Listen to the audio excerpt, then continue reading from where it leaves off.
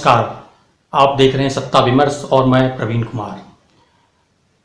चीन को कमजोर समझना भारत के लिए भारी पड़ सकता है। यह कोई और नहीं, चीन की सत्तारूढ़ पार्टी का जो माउथपीस है ग्लोबल टाइम्स, वो जो कुछ कहता है वो सरकार की लाइन होती है, चीन के सरकार की लाइन होती है, उसका एक आधिकारिक बयान होता है। और उसने जो है एक अभी आर्टिकल पब्लिश किया है, संघाई एकेडमी ऑफ सोशल साइंस के रिसर्च फेलो हैं हु जियोंग, उनको कोट करते हुए ग्लोबल टाइम्स ने 17 जून को प्रकाशित एक आर्टिकल, चाइना अर्ज इंडिया टू इन्वेस्टिगेट बॉर्डर इंसाइडेंट, में भारत को खुली धमकी दी है कि अगर Bharat LAC line of actual control, जो भारत चीन की सीमा है, उस पर अगर तनाव बढ़ाता है तो उसे चीन के साथ साथ नेपाल की सेना का भी दबाव झेलना पड़ सकता है। उसने जो अंग्रेजी में जो आर्टिकल छपा है उसको मैं बताना चाहूंगा। If India escalates border tensions, if could face military pressure from 2 or even 3 fronts, which is far beyond India's military capability, and this might lead to a disastrous defeat for India।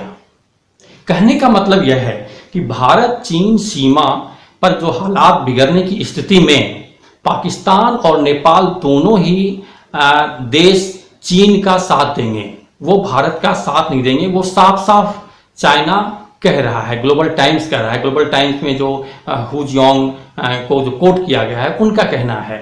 और अपने अपने तरीके से पाकिस्तान और नेपाल दोनों देश भारत पर हमले भी कर सकते हैं।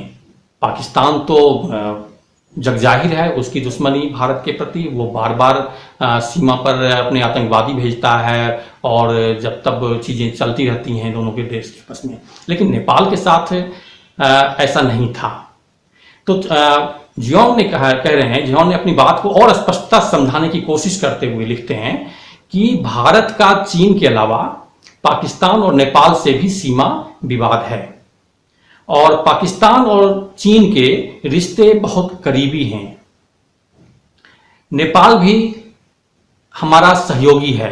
जिस तरह से नेपाल की बातें सामने आई हैं उस आधार पर कह रहा है, जिसने हमारे 3 इलाकों को अपने राजनीतिक नक्शे में शामिल कर लिया है। पाकिस्तान और नेपाल चीन के one belt one road project का हिस्सा भी हैं। जाहिर सी बात है, अगर भारत सीमा पर तनाव बढ़ाता है तो उसे 3 मोर्चों पर सैन्य दबाव का सामना करना पड़ेगा और भारत की सेनाओं के पास इतनी ताकत नहीं है कि वो इस दबाव को झेल पाए। इस सूरत में भारत की करारी शिकस्त हो सकती है। इस आर्टिकल में जियोंग जो है वो और भी बातें कहते हैं कि भारत इस वक्त जो है बहुत सारी घरेलू समस्याओं से घिरा हुआ है और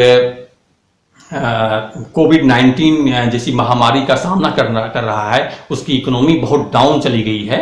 तो इस हालत में उसके लिए चीन से मुकाबला करना बेहद मुश्किल काम है और इसलिए उसने मतलब एक सलाह के तौर पर और उस सलाह को धमकी के रूप में पेश करते हुए उसने साफ साफ कहा है कि इस तरह से आप सीमा पर तनाव मत बढ़ाइए, ये आपके लिए बेहद खतरा होगा।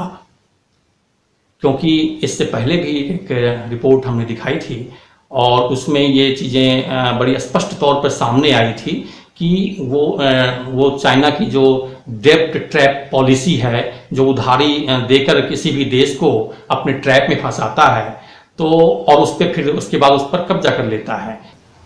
इसको चीन की डेब्ट ट्रैप डिप्लोमेसी कहा गया है।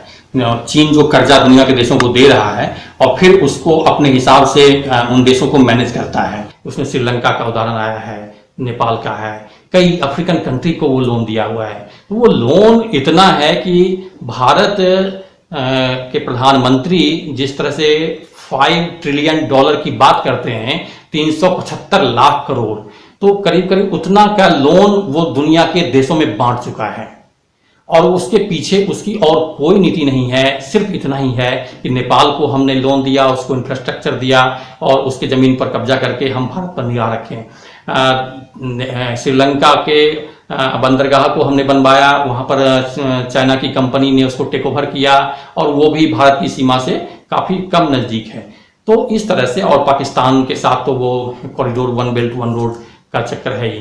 तो ये तमाम भारत को तीनों तरफ से, पाकिस्तान की तरफ से, नेपाल की तरफ से और तब चाइना खुद है, तो ये तीनों तरफ से घेर के और उसको मतलब अपने शर्तों पर चाहता है कि भारत की जो पॉलिसी हो वो हमारी शर्तें पूरी करे।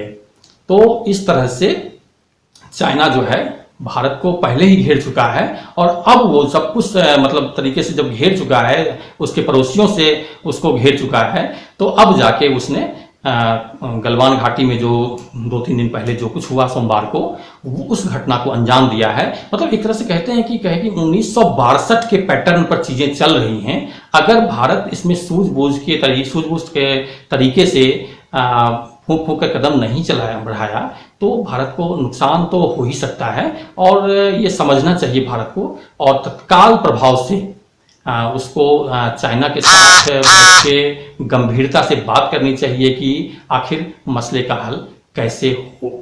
फिलहाल इतना ही, देखते रहिए सत्ता विमर्श। नमस्कार।